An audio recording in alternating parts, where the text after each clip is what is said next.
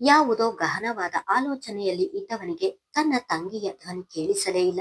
ಗದ್ದಕ್ಕೆ ಕೈಕೊಟ್ಟು ಯೋಚಿಸುತ್ತಿದ್ದವನನ್ನು ನೋಡಿದವಳು ಅವನ ಭುಜ ಹಿಡಿದು ನಿಧಾನವಾಗಿ ಅಲುಗಿಸಿ ಅಣ್ಣ ಎಂದಳು ಮತ್ತೊಮ್ಮೆ. ಹಾ, ಹೇಳು ಸಾಕ್ಷಿ ಎಂದನು ತಟ್ಟನೆ. ನಾನು ಕರೆದರೂ ಕೇಳಿಸದಿರುವಷ್ಟು ಏನು ಯೋಚನೆ ಮಾಡ್ತಿದೀಯಾ ಎಂದರೆ, ಹೀಗೆ ಏನೋ ಯೋಚಿಸುತ್ತಿದ್ದೆ ಎಂದನು. ತನ್ನ ಅಣ್ಣನ ಮುಖ ಗಮನಿಸಿದವಳು, ಏನಾಯ್ತು ಅಣ್ಣ, ಅತ್ತಿಗೆ ಹಾಗೆಲ್ಲ ಮಾತನಾಡಿದ್ದಕ್ಕೆ ಅದನ್ನೇ ಯೋಚಿಸುತ್ತಿದ್ದೀಯಾ ಎಂದಳು. ಇಲ್ಲ ಸಾಕ್ಷಿ, ಅದಲ್ಲ. ಹೇಮಾ ಹೇಳಿದ ಹಾಗೆ ಆ ಹುಡುಗ ತನ್ನ ತಂದೆ ತಾಯಿಯನ್ನು ಕರೆದುಕೊಂಡು ಬರ್ತೀನಿ ಎಂದು ಹೇಳಿ ಇನ್ನೂ ಬಂದಿಲ್ಲವಲ್ಲ, ಅದೇ ಯೋಚನೆ ಮಾಡುತ್ತಿದ್ದೆ ಎಂದನು. ಅವನ ಮಾತು ಕೇಳಿ ತನ್ನ ಅಣ್ಣನ ಪಕ್ಕ ಕುಳಿತವಳು, ಅಣ್ಣ, ಎಲ್ಲರೂ ಸುಲಭವಾಗಿ ಒಪ್ಪಲು ನಾನೇನು ಮೊದಲ ಮದುವೆಯಾಗ್ತಿಲ್ಲ. ಅವರ ಮನೆಯ ಪರಿಸ್ಥಿತಿ ಹೇಗಿದೆಯೋ ಏನೋ ಯಾರಿಗೆ ಗೊತ್ತು ಎಂದು ಸಹಜವಾಗಿ ಹೇಳಿದಳು. ತಂಗಿಯ ಮಾತು ಕೇಳುತ್ತಿದ್ದ ಹಾಗೆ ಅವಳೆಡೆಗೆ ತಿರುಗಿದವನು, ಇದೇನು ಸಾಕ್ಷಿ, ಹೀಗೆ ಹೇಳುತ್ತಿದ್ದೀಯಾ? ಅಂದ್ರೆ ಅವರ ಮನೆಯವರು ಒಪ್ಪಿಲ್ವಾ?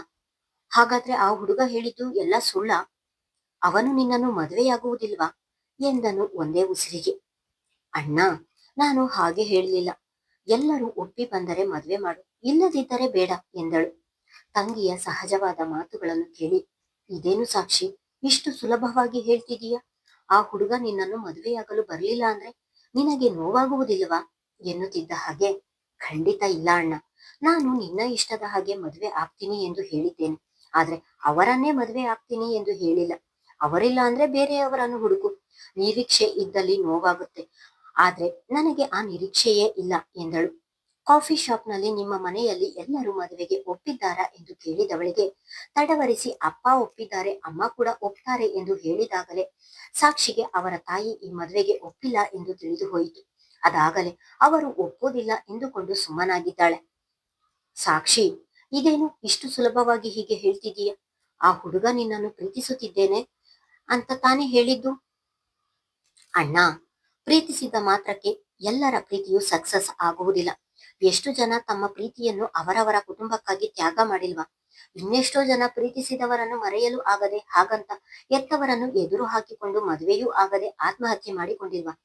ಅವರೇನೋ ನನ್ನನ್ನು ಪ್ರೀತಿಸುತ್ತಿದ್ದೇನೆ ಎಂದು ಹೇಳಿದ್ದಾರೆ, ಹಾಗಂತ ನನ್ನಂತವಳನ್ನು ಅವರ ಮನೆಯವರು ಒಪ್ಪಬೇಕಲ್ಲ. ನೋಡು, ಈ ವಿಷಯವನ್ನು ಮನಸ್ಸಿಗೆ ಹಚ್ಚಿಕೊಂಡು ಕೊರಗಬೇಡ. ನಾನು ಎಷ್ಟು ಖುಷಿಯಾಗಿದ್ದೀನಿ ನೋಡು. ಅಡಿಗೆ ಆಗಿದೆ, ಅತ್ತಿಗೆಯನ್ನು ಕರೆದು ಬರ್ತೀನಿ, ಊಟ ಮಾಡೋಣ ಬಾ ಎಂದವಳು ತನ್ನ ಅತ್ತಿಗೆಯನ್ನು ಕರೆಯಲು ಅವಳ ಕೋಣೆಗೆ ಹೋದಳು. ಊಟಕ್ಕೆ ಕರೆದರೆ ಅದಕ್ಕೂ ಏನಾದರೂ ಮಾತನಾಡುತ್ತಾರೇನೋ ಎಂದು ಭಯದಲ್ಲಿ ಹೋಗಿ ಅತ್ತಿಗೆ, ಬನ್ನಿ ಊಟ ಮಾಡಿ ಎಂದು ಕರೆದಿದ್ದಳು. ಹಿಂದೇಕೋ ಹೇಮಾ ಸಾಕ್ಷಿಯ ಮಾತಿಗೆ ಎದುರಾಡಲಿಲ್ಲ. ಸುಮ್ಮನೆ ಎದ್ದು ಕೈ ತೊಳೆದು ಬಂದು ಊಟಕ್ಕೆ ಕುಳಿತಳು. ಅವಳು ಸುಮ್ಮನೆ ಊಟಕ್ಕೆ ಬಂದಿದ್ದೇ ದೊಡ್ಡ ಸಮಾಧಾನ ಇವಳಿಗೆ. ತಾಯಿಯ ಮಾತು ಕೇಳಿ ಏನು ಮಾಡುವುದು ಎಂದು ತೋಚದೆ ಕುಸಿದು ಹೋದನು ಅನುರಾಗ್. ಆಕಾಶವೇ ಕಳಚಿ ತನ್ನ ತಲೆಯ ಮೇಲೆ ಬಿದ್ದಂತೆ ಕುಳಿತನು. ಈಗ ಅವನ ಕಣ್ಣ ಮುಂದೆ ಕತ್ತಲು ತುಂಬಿದಂತೆ ಆಯಿತು. ಕಣ್ಣಿನಿಂದ ನೀರು ಮಾತ್ರ ಒಂದೇ ಸಮ ಇಳಿಯುತ್ತಿದ್ದವು. ಮಗನ ಕಣ್ಣೀರನ್ನು ನೋಡಲು ಆಗದ ಗುರುರಾಜ್ ಅವರ ಮನ ನೊಂದು ಹೋಗುತ್ತಿತ್ತು. ವೈದು, ಎಷ್ಟು ಸುಲಭವಾಗಿ ಅವನನ್ನು ಬೇರೆ ಮನೆ ಮಾಡಿಕೊಂಡು ಮದುವೆಯಾಗು ಎಂದು ಹೇಳುತ್ತಿದ್ದೀಯ. ಹಾಗೆ ಅವನು ಮದುವೆ ಮಾಡಿಕೊಂಡು ಹೋದ ಅಂತ ಇಟ್ಕೊ, ಅವನಿಲ್ಲದೆ ಈ ಮನೆಯಲ್ಲಿ ನೀನು ನೆಮ್ಮದಿಯಾಗಿ ಇರ್ತೀಯ ಎಂದು ನಿಧಾನವಾಗಿ ಹೇಳುತ್ತಾ ಹೆಂಡತಿಯ ಸಮೀಪ ಕುಳಿತರು. ತಾಯಿ ಏನು ಹೇಳುತ್ತಾರೆ ಎಂದು ಅನುರಾಗ್ ಅವರನ್ನೇ ನೋಡುತ್ತಿದ್ದನು. ನಾನು ನಿಮಗೆ ಅವಾಗ್ಲೇ ಹೇಳಿದ್ನಲ್ಲ, ನನಗೆ ಮಕ್ಕಳೇ ಹುಟ್ಟಿಲ್ಲ ಎಂದುಕೊಂಡು ಬದುಕುತ್ತೇನೆ ಎಂದು ಹೇಳುವಾಗ ಅವರ ಗಂಟಲು ಕೂಡ ಕಟ್ಟಿದಂತಾಯಿತು. ದುಃಖ ಉಮ್ಮಳಿಸಿ ಬಂತು, ಆದರೂ ಪ್ರಯಾಸದಲ್ಲಿ ತಡೆದರು. ವೈದು, ಈ ರೀತಿ ಬಾಯಿ ಮಾತಿನಲ್ಲಿ ಹೇಳುವುದು ಸುಲಭ. ನೋಡು, ಮಕ್ಕಳು ಇಲ್ಲದೆ ಇರುವವರು ಒಂದು ರೀತಿ ನೆಮ್ಮದಿಯ ಜೀವನ ಮಾಡಬಹುದು, ಆದರೆ ಮಕ್ಕಳು ಇದ್ದು ನಮ್ಮ ಪಾಲಿಗೆ ಇಲ್ಲ ಎಂದುಕೊಂಡು ಬದುಕುವುದು ಬಹಳ ಕಷ್ಟ. ಆ ನೋವು ಏನು ಎಂದು ನೋವು ಅನುಭವಿಸಿದವರಿಗೆ ಮಾತು ಗೊತ್ತಿರುತ್ತೆ ವೈದು. ನೋಡು, ಇದು ಅವನ ಜೀವನ ಅಲ್ವಾ, ಅವನಿಷ್ಟ ಬಂದ ಹಾಗೆ ಬದುಕಲಿ ಬಿಡು, ಯಾಕಿಷ್ಟು ಹಠ ಮಾಡ್ತೀಯ? ಒಟ್ಟಿನಲ್ಲಿ ಗುರುರಾಜ್ ಅವರು ಏನಾದರೊಂದು ಹೇಳಿ ಹೆಂಡತಿಯ ಮನವೊಲಿಸಬೇಕು ಈಗ. ನಾನು ಅದನ್ನೇ ತಾನೇ ಹೇಳುತ್ತಿರುವುದು. ಮದುವೆ ಮಾಡಿಕೊಂಡು ಬೇರೆ ಮನೆ ಮಾಡಿಕೊಂಡು ಅವನ ಇಷ್ಟ ಬಂದ ಹಾಗೆ ಬದುಕಲಿ, ನಾನೇನು ತಡೆಯುವುದಿಲ್ಲ ಎಂದರೆ, ಈ ಮಾತು ನಿನ್ನ ಮನಸ್ಸಿನಿಂದ ಬಂದಿದ್ದಲ್ಲ ವೈದು, ಹಠದಿಂದ ಬಾಯಿಯಿಂದ ಆಡ್ತಿದ್ದೀಯ ಅಷ್ಟೇ. ಎಷ್ಟೇ ಆದ್ರೂ ಹೆತ್ತ ಕರಳು ವೈದು. ಗಂಡು ಮಕ್ಕಳ ಜೊತೆ ತಂದೆ ಸ್ವಲ್ಪ ಕಟುವಾಗಿ ವರ್ತಿಸಿ ಮನಸ್ಸನ್ನು ಕಲ್ಲು ಮಾಡಿಕೊಳ್ಳಬಹುದು, ಆದ್ರೆ ಹೆತ್ತ ತಾಯಿ ಯಾವತ್ತೂ ಮಕ್ಕಳ ವಿಷಯದಲ್ಲಿ ಮನಸ್ಸನ್ನು ಕಲ್ಲು ಮಾಡಿಕೊಳ್ಳುವುದಿಲ್ಲ ಎಂದರು. ನೋಡಿ, ಏನೇನೋ ಹೇಳಿ ನನ್ನ ಮನಸ್ಸು ಬದಲಾಗುತ್ತೆ ಎಂದು ತಿಳಿಯಬೇಡಿ. ಹೌದು, ನನ್ನ ಮಗನ ವಿಷಯದಲ್ಲಿ ಈಗಾಗಲೇ ನನ್ನ ಮನಸ್ಸು ಕಲ್ಲಾಗಿದೆ. ಅದು ಇನ್ನೆಂದಿಗೂ ಕರಗುವುದಿಲ್ಲ. ಈ ಬಾರಿ ಧ್ವನಿಯಲ್ಲಿ ಸ್ವಲ್ಪವೂ ಏರಿಳಿತವಿರಲಿಲ್ಲ. ಕಷ್ಟಪಟ್ಟು ಮಗನ ಮೇಲಿನ ವ್ಯಾಮೋಹವನ್ನು, ತಾಯಿ ಕರುಳಿನ ಭಾವನೆಗಳನ್ನು ತಡೆಹಿಡಿಯುತ್ತಿದ್ದಾರೆ ವೈದೇಹಿ. ಸರಿ ವೈದು, ನೀನು ಇಷ್ಟು ಹಠ ಮಾಡಿದ್ಮೇಲೆ ಇನ್ನೇನು ಮಾಡಲು ಆಗುವುದಿಲ್ಲ. ಆದ್ರೆ ನಾನು ಕೇಳುವ ಒಂದೇ ಒಂದು ಪ್ರಶ್ನೆಗೆ ಉತ್ತರ ಕೊಡು ಎಂದರೆ ವೈದೇಹಿ ಅವರು ಗಂಡನ ಮುಖವನ್ನೇ ನೋಡಿದರು. ಒಂದು ವೇಳೆ ಆ ಹುಡುಗಿಯ ಜಾಗದಲ್ಲಿ ನಿನ್ನ ಒಡಲಲ್ಲಿ ಹುಟ್ಟಿದ ಮಗಳು ಇದ್ದಿದ್ರೆ ಏನು ಮಾಡ್ತಿದ್ದೆ ಎಂದರು. ಗಂಡ ಕೇಳಿದ ಇದೊಂದು ಪ್ರಶ್ನೆಗೆ ತತ್ತರಿಸಿ ಹೋದರು ವೈದೇಹಿ. ಆ ಸನ್ನಿವೇಶ, ಸ್ಥಿತಿ, ಆ ಪರಿಸ್ಥಿತಿ ಎಲ್ಲವನ್ನು ಅವರಿಂದ ಊಹಿಸಿಕೊಳ್ಳಲು ಸಾಧ್ಯವಾಗಲಿಲ್ಲ. ಇಷ್ಟರವರೆಗೂ ಬೇಕಂದೆ ಗಟ್ಟಿಯಾಗಿ ಉಳಿದಿದ್ದವರಿಗೆ ಅದಾಗಲೇ ಸಣ್ಣದಾಗಿ ಕೈಗಳು ನಡುಗಲು ಶುರುವಾದವು. ಮಾತನಾಡಲು ನಾಲಿಗೆ ತಡವರಿಸಿತು. ಅದನ್ನು ನೋಡಿದ ಗುರುರಾಜ್ ಅವರು, ಹೇಳು ವೈದೇಹಿ, ಇಷ್ಟರವರೆಗೂ ತುಂಬಾ ಮಾತಾಡ್ತಿದ್ದೆ, ಈಗ ಯಾಕೆ ಸುಮ್ಮನಾದೆ? ನಿನ್ನ ಮಗ ಗಂಡ ಸತ್ತಿರುವ ಹುಡುಗಿಯನ್ನು ಪ್ರೀತಿಸುತ್ತಿದ್ದಾನೆ ಎನ್ನುವ ಕಾರಣಕ್ಕೆ ತಾನೆ ನೀನು ಈ ರೀತಿಯೆಲ್ಲ ಮಾತನಾಡುತ್ತಿರುವುದು. ಅದೇ ಆ ಹುಡುಗಿ ನಿನ್ನ ಮಗಳಾಗಿದ್ದಿದ್ದರೆ ಆ ಮಗಳಿಗೆ ಒಳ್ಳೆಯ ಬಾಳು ಸಿಗಬೇಕು ಎಂದು ಯೋಚಿಸುತ್ತಿದ್ದೆ ತಾನೆ. ನಿನ್ನ ಮಗಳು ಯಾಕೆ? ಆವತ್ತು ನಾನು ನನ್ನ ಸ್ನೇಹಿತನ ಮಗಳು ಎಂದು ಹೇಳಿದ್ದಕ್ಕೆ ನೀನು ಏನು ಹೇಳಿದೆ ಜ್ಞಾಪಕ ಮಾಡ್ಕೊ. ಯಾಕೆ ಸಿಗಲ್ಲ? ಅವಳೇನು ಮನುಷ್ಯಳಲ್ಲವ? ಈ ಸಮಾಜದಲ್ಲಿ ಎಲ್ಲರಂತೆ ಆ ಹುಡುಗಿಗೂ ಬದುಕುವ ಹಕ್ಕಿದೆ. ಇಷ್ಟು ಚಿಕ್ಕ ವಯಸ್ಸಿಗೆ ವೈಧವ್ಯವನ್ನು ಅನುಭವಿಸುತ್ತಿರುವ ಹುಡುಗಿಗೆ ಯಾರಾದ್ರೂ ಬಾಳು ಕೊಟ್ಟರೆ ಅವಳ ಬಾಳು ಕೂಡ ಹಸನಾಗುತ್ತದೆ. ಆ ಹೆತ್ತವರಿಗೂ ಕೂಡ ನೆಮ್ಮದಿ ಇರುತ್ತದೆ. ಒಂದು ಒಳ್ಳೆಯ ಕಡೆ ಸಂಬಂಧ ನೋಡಿ ಮದುವೆ ಮಾಡಲಿ ಬಿಡಿ ಎಂದು ಅವರೇ ಹೇಳಿದ ಮಾತನ್ನು ನೆನೆದವರು ಹಾಗೆ ಸುಮ್ಮನಾದರು. ನೆನಪು ಮಾಡಿಕೊಂಡ ವೈದು, ಆವತ್ತು ಮಗನ ವಿಷಯಕ್ಕೆ ನೀನು ಏನು ಹೇಳ್ತೀಯ ಎಂದು ತಿಳಿದುಕೊಳ್ಳುವುದಕ್ಕೋಸ್ಕರ ನಾನು ನಿನ್ನ ಬಳಿ ಈ ರೀತಿ ಹೇಳಿದ್ದು.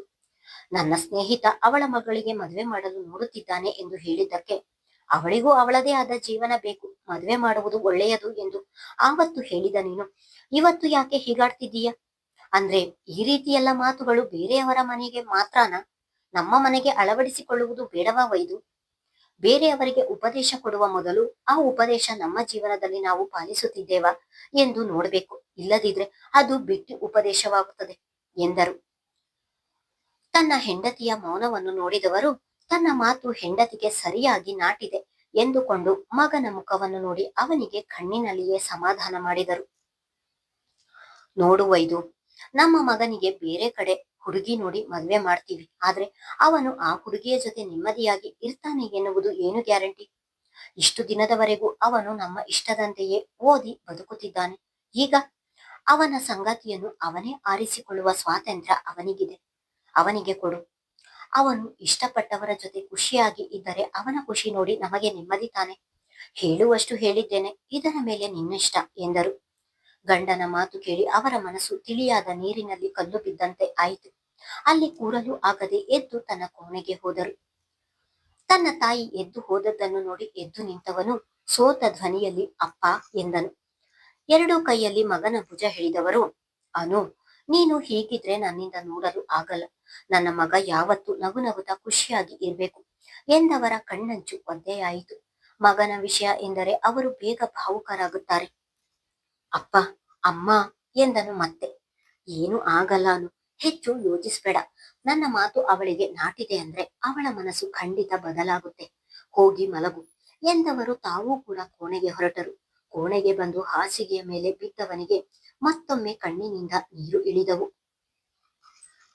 ಸಾಕ್ಷಿ ಅನುರಾಗ್ ಜೊತೆ ಕಾಫಿಗೆ ಹೋಗಿದ್ದರಿಂದ ಸಾಕ್ಷಿ ಅವನ ಜೊತೆ ಏನು ಮಾತನಾಡಿದಳು ಎನ್ನುವ ಸಹಜ ಕುತೂಹಲದಿಂದ ಅದನ್ನು ವಿಚಾರಿಸಲು ನಯನ ಸಾಕ್ಷಿಗೆ ಕರೆ ಮಾಡಿದಳು. ಎಲ್ಲರಿಗೂ ಊಟ ಬಡಿಸಿ ತಾನೂ ಕೂಡ ಊಟ ಮಾಡಿ ಆಗಷ್ಟೇ ಕೋಣೆಗೆ ಬಂದಿದ್ದಳು ಸಾಕ್ಷಿ.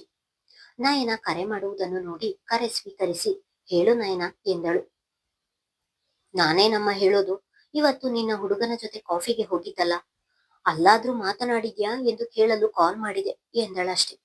ಅಷ್ಟಕ್ಕೆ ಇಷ್ಟರವರೆಗೂ ಸಾಕ್ಷಿಯ ಎದೆಯಲ್ಲಿ ಮಡುವುಗಟ್ಟಿದ್ದ ದುಃಖ ಹೊರಹೊಬ್ಬಂದಿತು. ಯಾರಿಗೂ ತನ್ನ ದುಃಖವನ್ನು ತೋರಿಸದವಳು ಇಂದು ನಯನ ಮುಂದೆ ತನ್ನ ದುಃಖ ಅನಾವರಣವಾಗಿತ್ತು. ಅವಳು ಅಳುವುದನ್ನು ನೋಡಿ ಭಯ ಶುರುವಾಯಿತು. ಮುಂದುವರಿಯುವುದು. ಧನ್ಯವಾದಗಳು.